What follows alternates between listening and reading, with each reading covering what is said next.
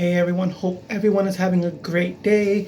Hope you guys are staying safe once again, wearing a mask, doing everything you guys need to do, not just to protect yourselves and your loved ones, but to protect everybody. Okay, so this video is going to be about third-party candidates and how they can either make or break an election. So first of all, let's start off with the nitty-gritty of it all. Why people do not want third-party candidates to run.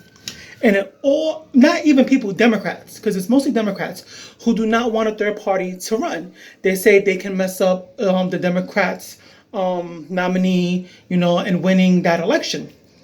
For instance, Bill Clinton.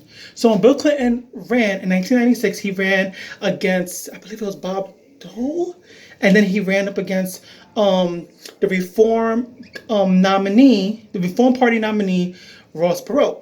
Now, Ross Perot got 19.8% of the national votes.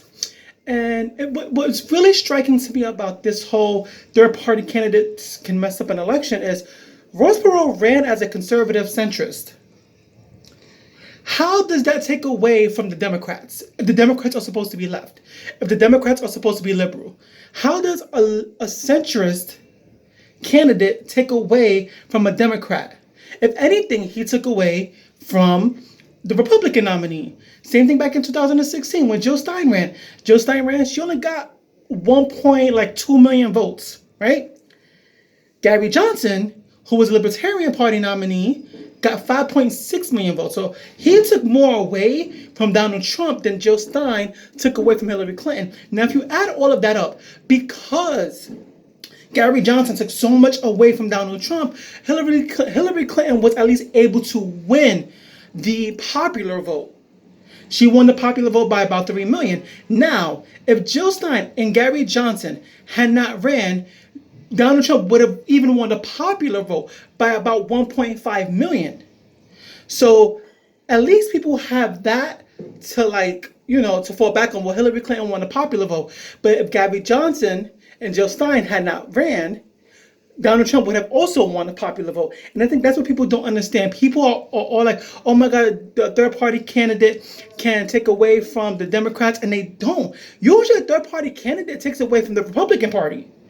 Because even when Ross Perot ran again in 2000, again, he got 8.6 million% of the popular vote, but he took away from the Republican nominee. And I say this also because every year after he stopped running, even when the years he did run and he wasn't president, he voted for the Republican Party.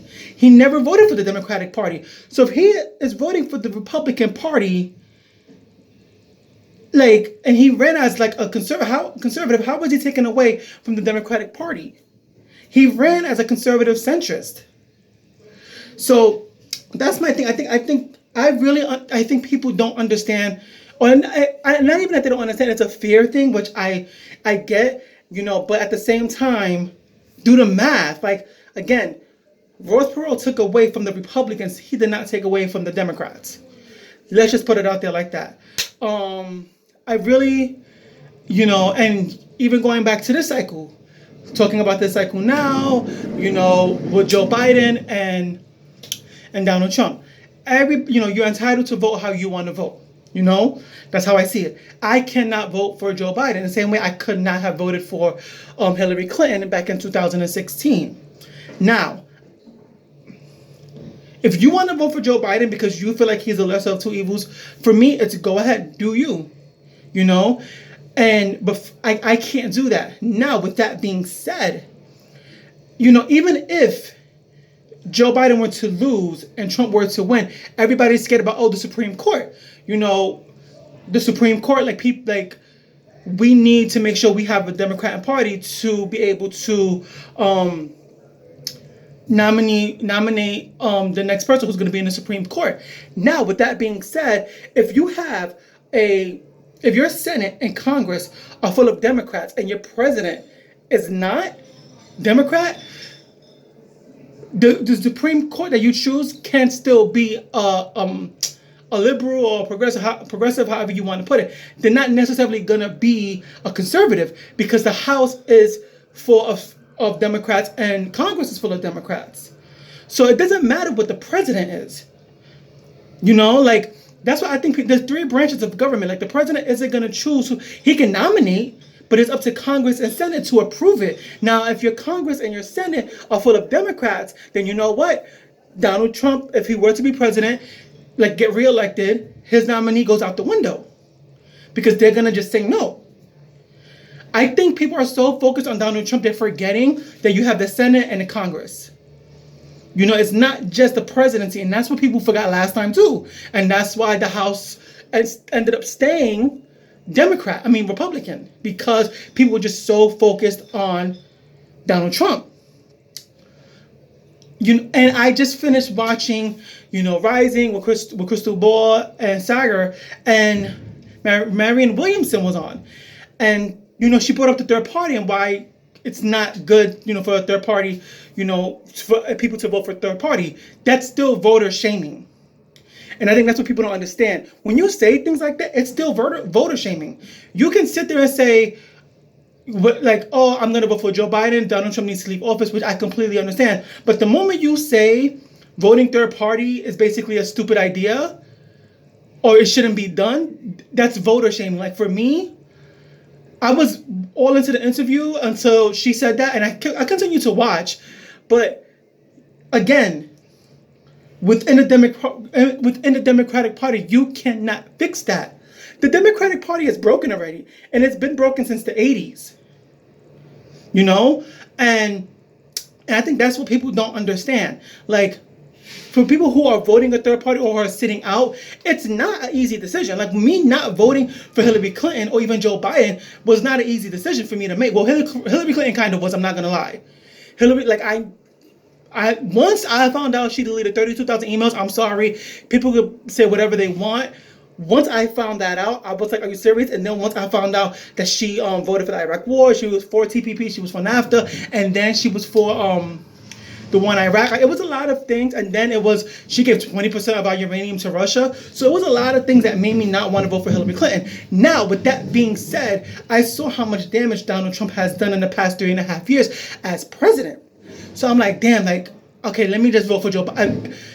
In the beginning of this year, I was like, I'm just going to vote for Joe Biden because Donald Trump can't be in office. I'm just going to vote for him. Then when I was really, because he's been in politics for about 40 years. Once I started really looking at his record, I was like, I cannot, and this was before Tara Reid and the whole sexual assault allegation. I was like, just policy-wise, I can't vote for him. I'm voting out of principle. Like, I'm voting because I want change. Joe Biden is not going to give the change. He's just not going to do it. This task force that he's trying to implement, it's not going to do anything.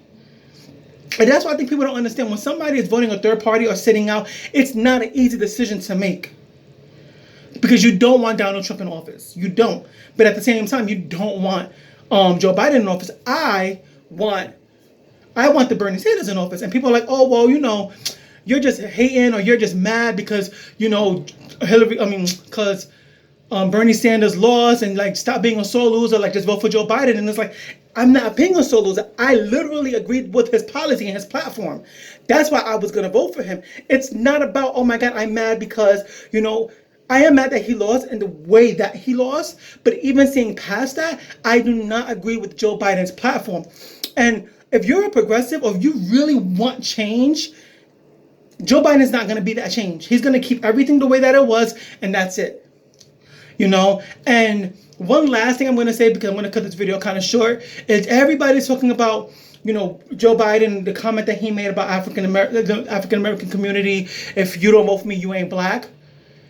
Again, how was he reaching out to any minority community? How was he reaching out to the Latin community? What is he doing to reach out to the Latin community, the African American community, the Indian?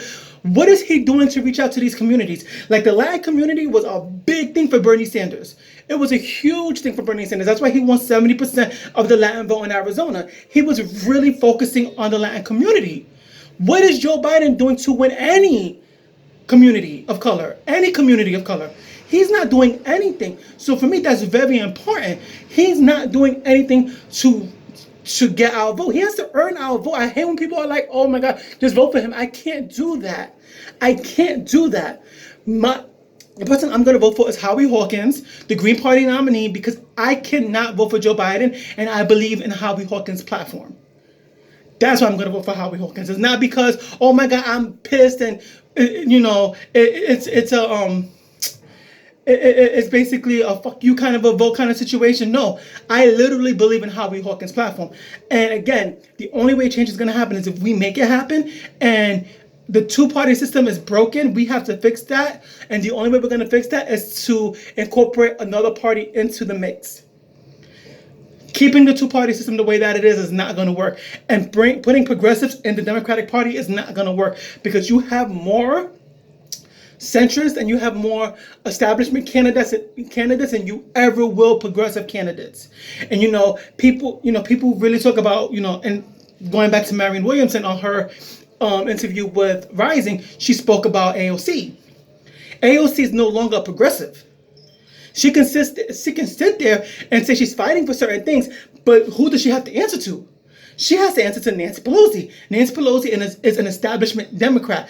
She's never going to get Nancy Pelosi. The 10 or 15 progressives who are in Congress are never going to get Nancy Pelosi to do what they want them to do. It's never going to happen. It's never going to happen. And when Nancy Pelosi does decide to stop being in politics or whatever, the next person who replaces her is going to be an establishment Democrat. They're not going to put a progressive to run the House in either branch of government. It's not going to happen. So you can't fix a party within a party. They won't let you. So for progressives to keep running on a Democratic ticket is ridiculous, in my opinion. If Democrats feel like, okay, they can't really make change, try to do so.